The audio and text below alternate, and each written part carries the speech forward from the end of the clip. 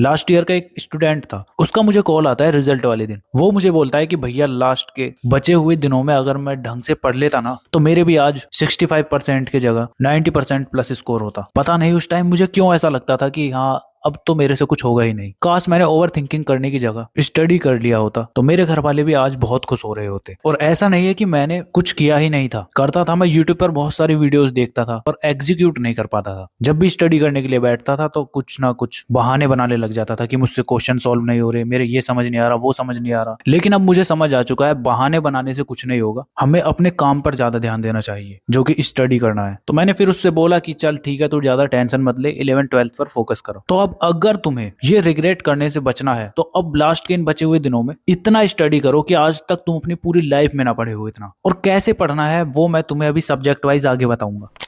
So hi everyone, this is Mukul Bhardwaj और आज की वीडियो में हम बात कर रहे होंगे कि अब इन लास्ट के बचे हुए दिनों में कैसे तुम्हें सब्जेक्ट वाइज स्टडी करना है और कैसे तुम इन बचे हुए दिनों में क्लास 10th का गेम ओवर कर रहे होगे। तो टेंशन बिल्कुल भी मत लो, मैं हूं तुम्हारे साथ। सबसे पहले बहुत सारे बच्चे मुझे बोल रहे हैं कि भैया हम वन शॉट वीडियो तो देखते हैं उसके बाद हमसे क्वेश्चन सॉल्व नहीं होते। क्या तुम्हारे साथ भी ऐसा हो रहा है? कमेंट करके बताओ जरा। अगर ऐसा हो रहा है तो मेरी जान तुम्हें जरूरत है प्रैक्टिस की। अब प्रैक्टिस, भैया प्रैक्टिस तो हम बहुत करते हैं। अब तुम्हारा प्रैक्टिस करने का तरीका गलत होगा, इसी वजह से तुम्हारे क्वेश्चंस नहीं बन रहे। अगर क्वेश्चंस को करना है तो इन 3 स्टेप्स को फॉलो करो, जिसमें स्टेप 1 है तुम्हारा जिस भी चैप्टर का तुमने वन शॉट लेक्चर देखा है ना उसके तुम एनसीईआरटी एग्जाम्पल या जो भी बुक है उसके एग्जाम्पल्स को सॉल्व करो। उससे होगा क्या कि तुम्हें क्वेश्चंस को सॉल्व करने का एक पैटर्न मिलेगा। और अगर एक बार तुम्हारे दिमाग में वो पैटर्न क्लिक कर गया ना तो तुम सारे क्वेश्चंस को सॉल्व कर रहे होगे। तो मेक श्योर करना कि तुम सबसे पहले एग्जाम्पल्स को करोगे। इसके बाद स्टेप 2 में तुम्हें डेली क्वेश्चंस की प्रैक्टिस करनी है। इतना टाइम नहीं है अब तुम्हारे पास, तो हर सब्जेक्ट के तुम 10 से 15 क्वेश्चंस को लगा रहे होगे। अब ये 10 से 15 क्वेश्चंस कौन से होने वाले हैं? वो होने वाले हैं तुम्हारे प्रीवियस ईयर क्वेश्चंस के, जो कि तुम्हारा स्टेप 3 है। 5 से 10 ईयर्स तक के तुम्हें पीवाईक्यूज लगाने हैं। तुम्हारे पास पीवाईक्यूज ऑलरेडी हैं तो अच्छी बात है, और अगर नहीं है तो तुम्हें एक सबसे तगड़ा तरीका बता दूं। तुम्हें end game for class 10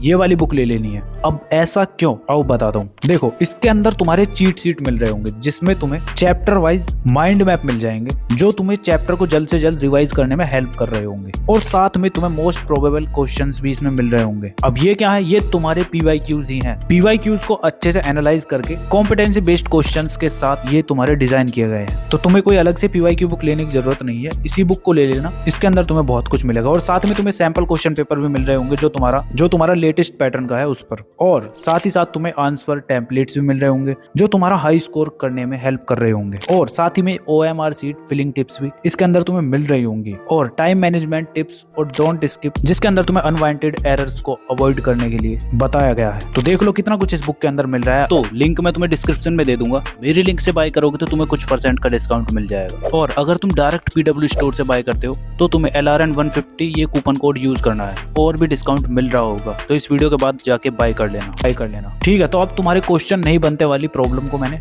solve कर दिया है। इस तरह से तुम अपने क्वेश्चंस को कर रहे होगे। ठीक है, तो चलो अब सब्जेक्ट वाइज प्लान की बात करते हैं, जिसके अंदर मैं तुम्हें हिंदी, इंग्लिश, साइंस, मैथमेटिक्स और तुम्हारा सोशल साइंस, इन 5 सब्जेक्ट के लिए बता रहा हूँ कि अब तुम्हें क्या करना है। तो ये एक पूरी टेबल है। तो इसके अंदर सबसे पहले सब्जेक्ट है, तुम देख सकते हो 5 तुम्हारे सब्जेक्ट है। इसके बाद तुम्हारे बुक्स, इस टाइम पर कौन सी बुक तुम्हें लगानी है। ठीक है, इसके बाद वीडियो है, कौन सी वीडियो तुम्हें अब देखनी है। ठीक है, इसके बाद सैंपल क्वेश्चन पेपर, कितने सैंपल क्वेश्चन पेपर तुम्हारे लिए अभी इनफ है। और फिर इसके बाद है तुम्हारा रिमार्क, जिसके अंदर तुम्हें ध्यान रखना है कि तुम्हें ये चीजें तो करके जानी ही जानी है पहले। तो चलो सबसे पहले स्टार्टिंग करते हैं तुम्हारा इंग्लिश से। तो इंग्लिश के अंदर यार सबसे पहले बुक्स की बात करें तो इंग्लिश के लिए यार तुम्हें कोई बुक नहीं लगानी है। अब कोई बोलेगा एनसीईआरटी कर लो, ये कर लो, वो कर लो, अब रहन दो, बुक की कोई जरूरत नहीं है। अब तुम्हें वीडियोस देखनी है। वीडियो कौन सी देखनी है? वो देखनी है तुम्हें समरी वाली वीडियो। और समरी वाली वीडियो यार तुम कहीं से भी देख सकते हो, बहुत चैनल है तुम्हारे पास, अब वो तुम खुद डिसाइड कर लेना। बस समरी वीडियो तुम्हारी 20 मिनट से ऊपर की नहीं होनी चाहिए। ठीक है, अब इसके बाद बात करें इंग्लिश के सैंपल क्वेश्चन पेपर लगाने की। तो सैंपल क्वेश्चन पेपर यार इसके लिए तुम 4 से 5 सैंपल क्वेश्चन पेपर अपने एग्जाम से पहले लगाकर जा रहे होगे। इसी की हेल्प से तुम्हें अपने पेपर के पैटर्न का अच्छे से पता चलेगा, और 4-5 सैंपल क्वेश्चन पेपर लगा लोगे तो प्रैक्टिस तो तुम्हारी और तगड़ी हो ही जाएगी। ठीक है, इसके बाद रिमार्क में बात करें तो यार इंग्लिश तुम्हारा ऐसा सब्जेक्ट है जिसके अंदर तुम्हारी स्पेलिंग मिस्टेक बहुत ज्यादा होती है और उसी पर तुम्हारे मार्क्स कटते हैं। ठीक है, और साथ ही साथ तुम्हारा राइटिंग स्किल के अंदर फॉर्मेट अगर सही से नहीं लिखा हुआ ना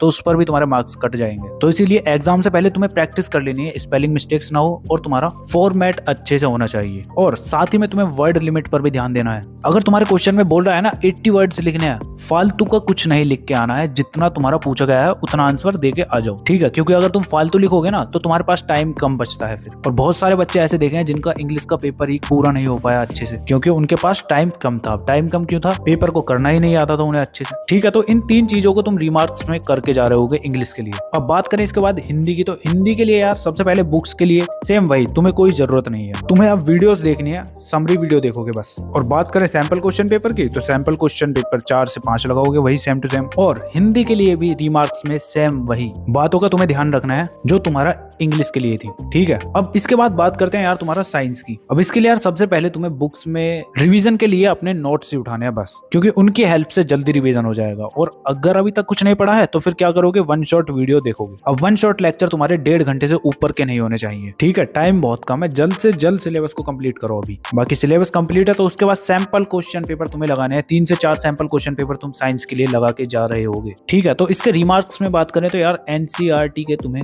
सॉल्व एग्जाम्पल्स को अच्छे से कर लेना है, और साथ ही साथ तुम्हारे बैक एक्सरसाइज के जो क्वेश्चन होते हैं उनको भी तुम्हें अच्छे से करना है। और अगर खुद से नहीं होते हैं तो यार यूट्यूब पर तुम्हारे बहुत सारे ऐसे टीचर्स हैं जिन्होंने इन एनसीईआरटी एग्जाम्पल्स को और बैक एक्सरसाइज वाले क्वेश्चंस को समझाया हुआ है बहुत अच्छे तरीके से, ठीक है? तो तुम उनकी हेल्प भी ले सकते हो, और साथ ही साथ पीवाईक्यूज भी तुम कर रहे होगे। इसके बाद बात करते हैं मैथमेटिक्स की। तो यार मैथ्स के लिए तुम्हें सबसे पहले बुक्स की जगह फॉर्मूला सीट को यूज करना है। और अगर तुमने फॉर्मूला सीट नहीं बना रखी है तो मैं हूं ना, बस टेलीग्राम पर you can learn it search कर लेना, तुम्हें ये पूरी फॉर्मूला सीट मिल रही होगी, ठीक है? जिसकी हेल्प से तुम जल्द से जल्द रिवीजन कर लोगे। इसके बाद अगर तुमने कुछ नहीं पढ़ा है तो तुम 1 शॉट लेक्चर ही देखोगे। ये वीडियो तुम्हें तब देखनी है जब तुमने कुछ नहीं पढ़ा है। अगर तुमने ऑलरेडी सिलेबस कंप्लीट कर रखा है तो मत देखना, ठीक है? और बात करें सैंपल क्वेश्चन पेपर्स की, तो सैंपल क्वेश्चन पेपर यार 4 से 5 सैंपल क्वेश्चन पेपर तुम मैथ्स के लिए लगा के जा रहे होगे, ठीक है? तो इसके बाद रिमार्क्स में यार तुम एनसीईआरटी प्लस पीवाईक्यूज कर रहे होगे। मैथ्स के लिए तुम्हारा एनसीईआरटी और पीवाईक्यू बहुत तगड़ी चीज है, ये बस फालतू की बुक्स हैं, RS अग्रवाल, RD शर्मा।